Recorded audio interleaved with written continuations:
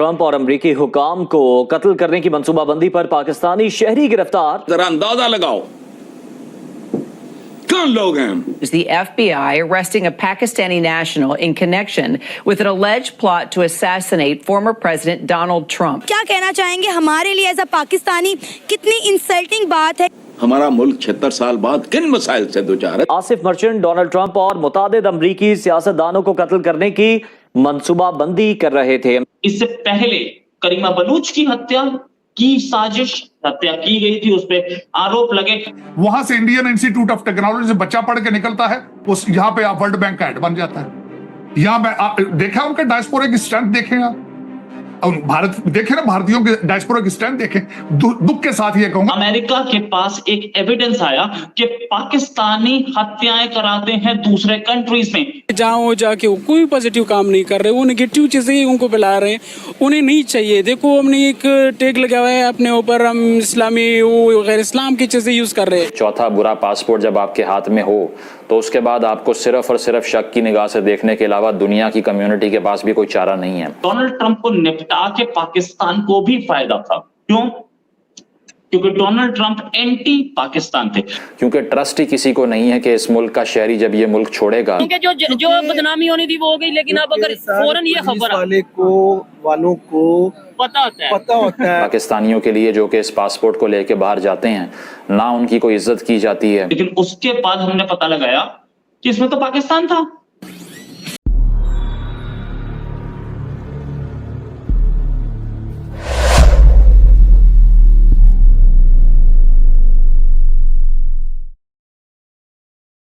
America के पास एक evidence आया कि पाकिस्तानी हत्याएं कराते हैं दूसरे कंट्रीज में। ये एविडेंस कैसे आया अमेरिका के पास, ये भी बताऊंगा। इससे पहले करीमा बलूच की हत्या की साजिश, हत्या की गई थी, उस पर आरोप लगे। कैनेडियन अथॉरिटीज तो आपको पता ही है कैसी हैं, वो पाकिस्तान को, खालिस्तान को सपोर्ट करती है। स्वीडन में भी एक की हुई थी हत्या, और ये कईयों की अहमद वकास गुराया की हत्या की साजिश की, और वो नीदरलैंड्स तक आदमी पहुंच गया था। अब की बार अमेरिका में एक पाकिस्तानी पकड़ा गया है। बोला जा रहा है ये पाकिस्तानी जो है, इसकी एक फैमिली यानी कि एक पत्नी और बच्चे पाकिस्तान में रहते हैं, एक पत्नी और बच्चे ईरान में रहते हैं। इस आदमी का नाम है आसिफ मर्चेंट। ये कोशिश कर रहा था कि ये है पाकिस्तानी नेशनल, लेकिन ये ईरानियन गवर्नमेंट के साथ इसके टाइज हैं, ऐसा क्लेम किया है अमेरिकन गवर्नमेंट ने अपनी जो चार्जशीट है उसमें। ये इसका नाम आसिफ मर्चेंट है, 46 साल का है, और ये कोशिश कर रहा था कि ये असैसिनेट कर पाए फॉर्मर गवर्नमेंट ऑफिशियल्स को। फॉर्मर गवर्नमेंट ऑफिशियल्स मतलब farmer foreign secretary, farmer defence secretary या उनके जूनियर्स, और फॉर्मर प्रेसिडेंट्स को, या जीओपी प्रेसिडेंशियल कैंडिडेट्स, अभी जो प्रेसिडेंशियल कैंडिडेट्स हैं उनको। अच्छा, ये जो आदमी है जब अरेस्ट हुआ है उसके आसपास ही डोनाल्ड ट्रंप के असैसिनेशन का अटेम्प्ट हुआ था। इस आदमी के ऊपर जो भी कहानी है हमें नहीं पता, लेकिन मैं अमेरिकन गवर्नमेंट की रिलीज को तो ट्रस्ट करूंगा। और अमेरिका थोड़ा बेशर्म कंट्री जरूर है, लेकिन उसे भी पता चला कि पाकिस्तान असैसिनेशन कहां तक कराता है। खालिस्तानियों को सपोर्ट जरूर करता है अमेरिका, पाकिस्तान भी करता है, कहीं ना कहीं मिलते हैं। लेकिन अब समझ में आया कि कितनी हत्याएं हो रही हैं बाहर, आईएसआई कितनी हत्याएं करा रहा है। इसमें आईएसआई का जिक्र कहीं नहीं है। जानबूझ के छोड़ा गया या कैसे भी, या ईरान को फंसाया गया। ये आदमी, इसकी एक बीवी ईरान में है, एक बीवी पाकिस्तान में है। क्या ये बात पता नहीं थी पाकिस्तान को कि आपका एक आदमी बड़े असैसिनेशंस कराने जा रहा है? ये बात पता नहीं थी? मैं नहीं मान सकता। वर्ल्ड की नंबर 1 एजेंसी को कुछ तो जरूर पता होगा।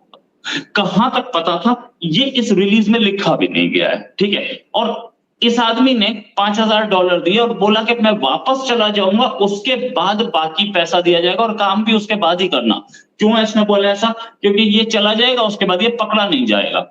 अमेरिका में होगा तो पाकिस्तान में कहां घुस जाएगा, डैनियल पेल के मर्डर आज तक कहां है, कैसे पता लगेगा? अमेरिका में होगा तो पकड़ा जाएगा, या ईरान से निकालना तो बहुत मुश्किल हो जाएगा। ये दोनों ऐसे कंट्रीज में बैठा था जहां जो कि होस्टाइल थे, जहां से पकड़ना तो बड़ा मुश्किल था। 1-2 अगर 5-10 लोग गुआंतानामो बे पहुंच गए, इसका मतलब ये थोड़ी है कि सारे आतंकी या सारे लोग पकड़े जाए। अमेरिका चीखता रहता और वही होता जो हाफिज सईद के साथ हो रहा है। हाफिज सईद है इंटरनेशनल क्रिमिनल है ना, इंटरनेशनल टेररिस्ट डिक्लेयर हुआ है यूएन से, क्या हुआ? पकड़ा गया क्या? दाऊद पकड़ा गया क्या? नहीं, लिस्टें आती हैं, बस ये भी गायब होता। पाकिस्तानी सरकार बोलती हमें तो नहीं पता कहाँ है, हमारे पास तो है नहीं, और फिर उसके बाद एक दिन बोलती कि मर गया, हमें क्या पता। लेकिन ये भी लॉ एनफोर्समेंट, ये जो बोला गया है वो ये है, law enforcement filed the charge plot before any attack could be carried out. Our ongoing investigation has not found any evidence that the person, ये merchant जो है, that the person had any connection with the shooting in Butler, Pennsylvania. मतलब Buttler Pennsylvania में shooting किसके ऊपर हुई थी? Donald Trump पे हुई थी।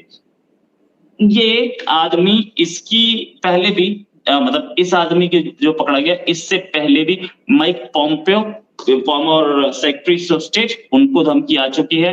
Farmer national security adviser John Bolton, इनको भी धमकी आ चुकी है मारे जाने की।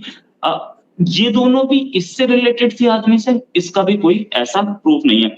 ये मर्चेंट यानी कि मर्चेंट साहब या वो आदमी जो मर्डर करवाना चाहता था, वो आदमी अप्रैल में पहुंचा था अमेरिका में। अच्छा, इनको वीजे भी मिल जाते हैं, पाकिस्तानी गवर्नमेंट दिलवाती है। ईरान से होता तो ईरान तो पहले ही दुश्मन है, तो ईरान से उसको वीजा कैसे मिला, कहीं ये अमेरिकन गवर्नमेंट बताने के मूड में है नहीं।